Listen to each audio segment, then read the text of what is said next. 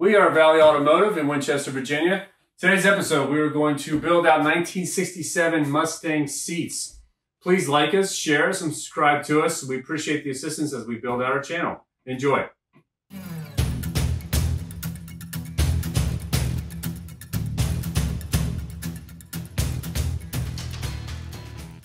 We are now going to install the adjusting screws for the seat back. When the seat goes back, this has a stop plate.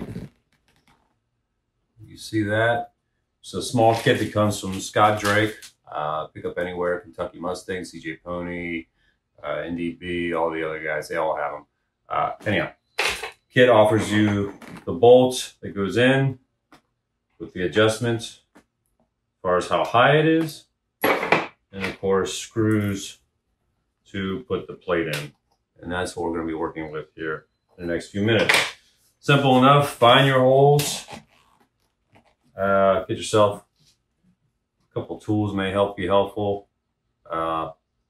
Things that actually can just poke through the material and find your place. So you make a hole in it. Stretch the material out and find your mark.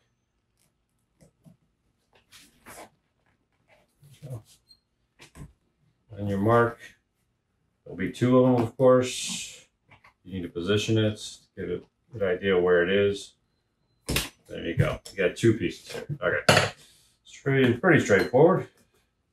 We're going to position that. Put our screws in.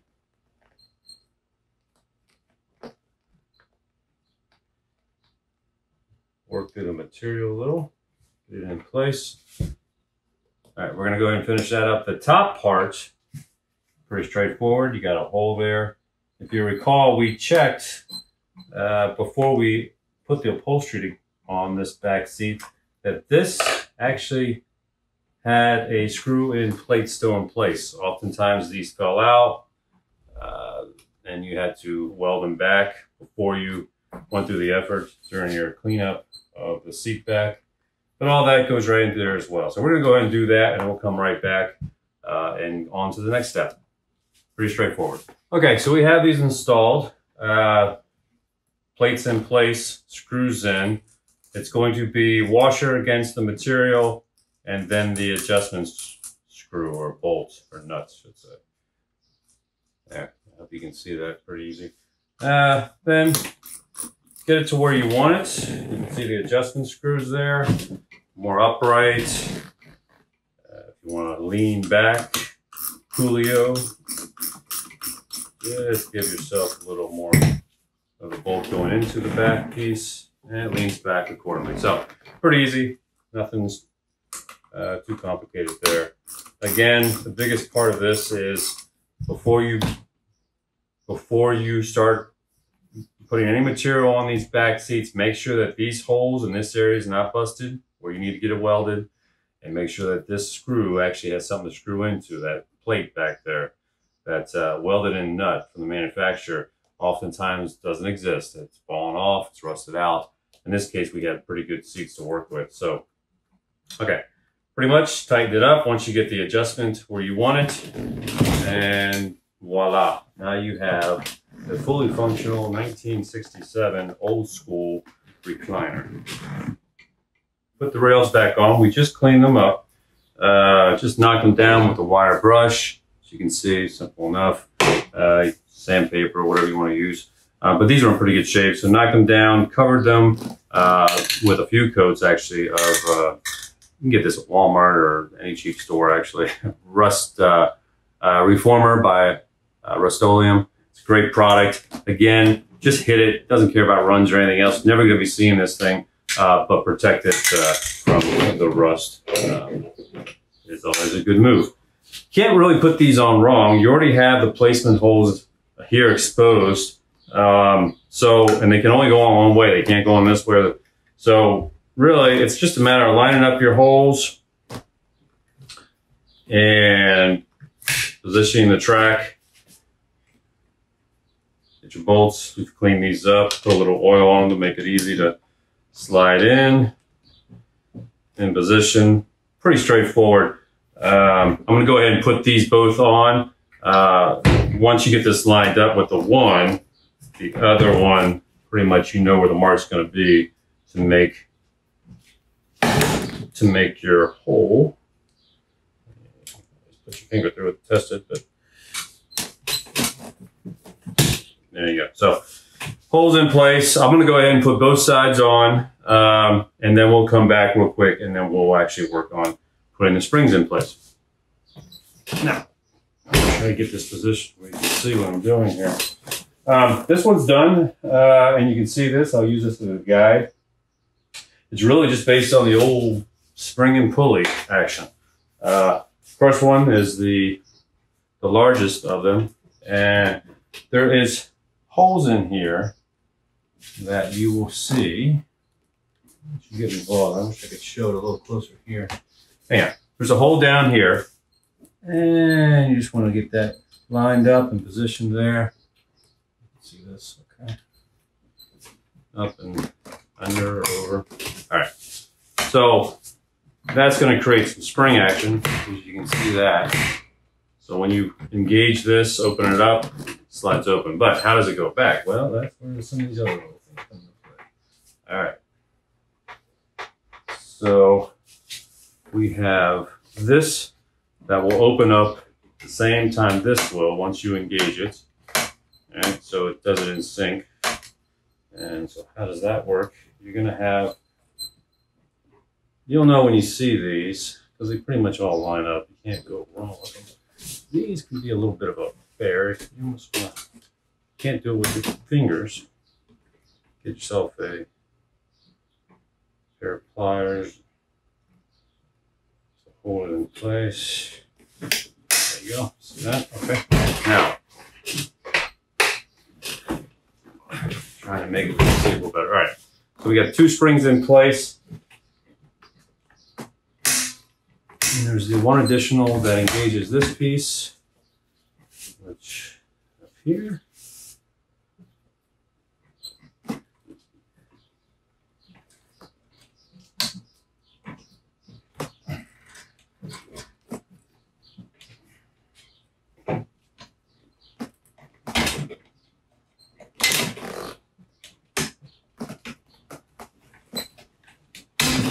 All right, very good. Okay, that's spring action. Just gonna hold. That's the spring action. And then finally, we are going to connect both sides. And that's where this piece comes in. See this? And this has an adjustment mechanism. And it's going to connect to this piece that opens it with this piece that will open this side. These aren't always the easiest pieces to get lined up. And I found that the shorter side tends to work better. A bit of a going on, but you can skip the idea. Let's take this, open this up a little bit more. Might probably already notice, it's probably a better idea to put down first. So don't do that. Some cases you have to open it up a little so that you can bend this at the right angle. Now, another way to do this is put this on first and then put the tracks on. But however you prefer, it will work either way. And if you get it at the right angle.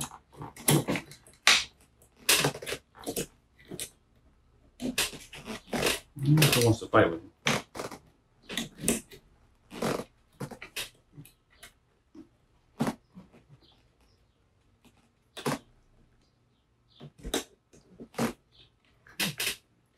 And then tighten it back up.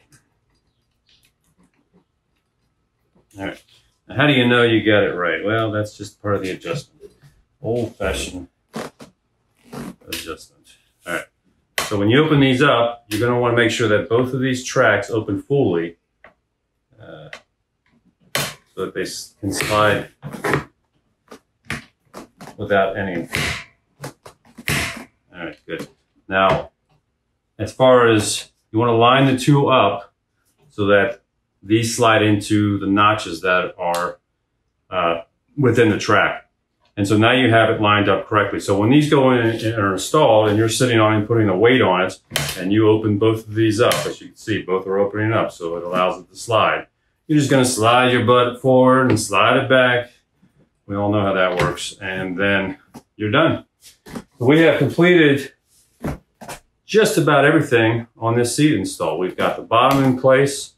A little maker's mark here, restored July 20th. I was going to put COVID on there, but decided against it. It's always nice somebody pulls these out. They got a little history behind when it was last refurbished. All right, we are at the home stretch here. What's left to do now is put our side chrome piece on to dress up the sides. I picked up, these are the corner pieces for the hinge on the short side. Scott Drake makes a great product. It's the hinge cover. I've already used obviously one for this seat. And you also want to pick up the kit.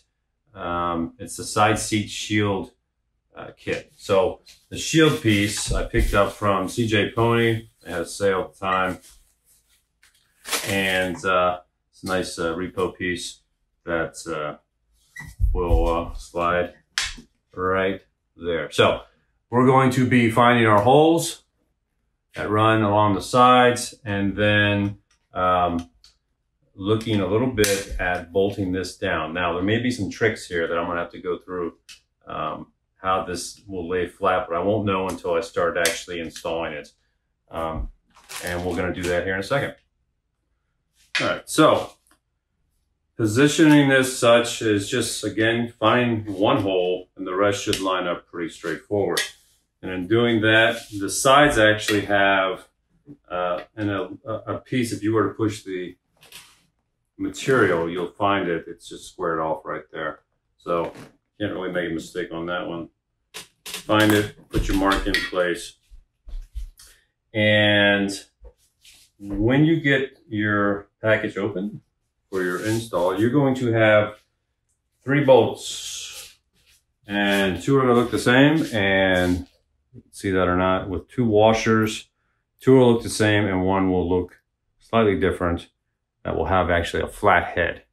That flat head is set to go into this piece here, so that if it sticks out the back, it doesn't rip the material. And then the sides will pretty much go right in the sides with a washer to bring it off the material a little bit. That's the idea there. So let me go ahead and install this, and then we'll come back because it gets a little interesting with this piece, this plastic piece that is to balance and level this off. Sometimes it sticks out a little too much, and I have a picture at some point, maybe I'll try to put on this video, that you have to shave this down at times. And so we're going to go through that.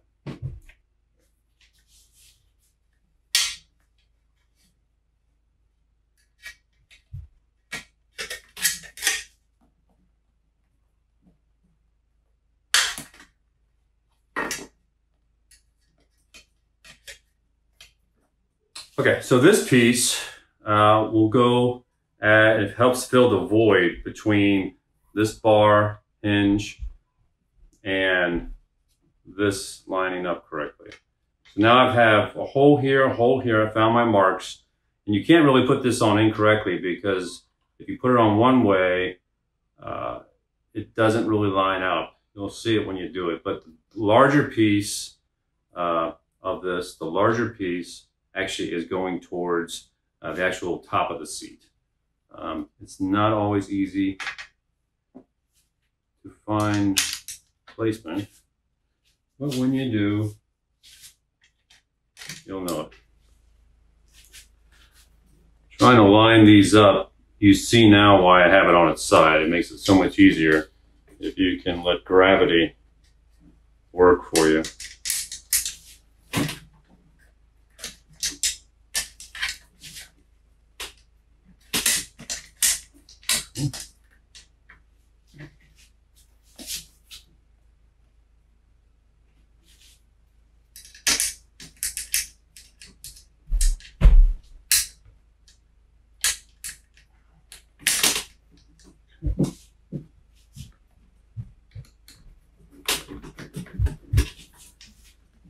Try to get them in position.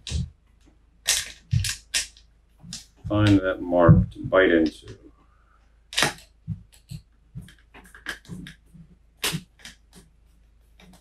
All right. What I find is to be careful how much pressure you put on these. This is tin. It does not take much to go through that or put a bend in these. So just slightly hand tight them until you know you're not going to bend the tin. Okay, very nice. All right, so what do we have? Now we have our side done, very pretty, all lined up nicely. And this actually fit really well.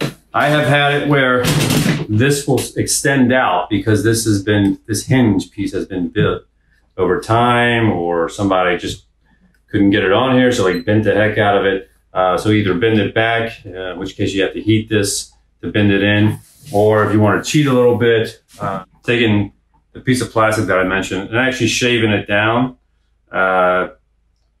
Take a drum wheel or something and just shave it down to actually get some of that down. And then when you put this on, it'll actually bring it in some. But that actually lines up really nice. I'm very happy with that. So then we're going to go on to the other side,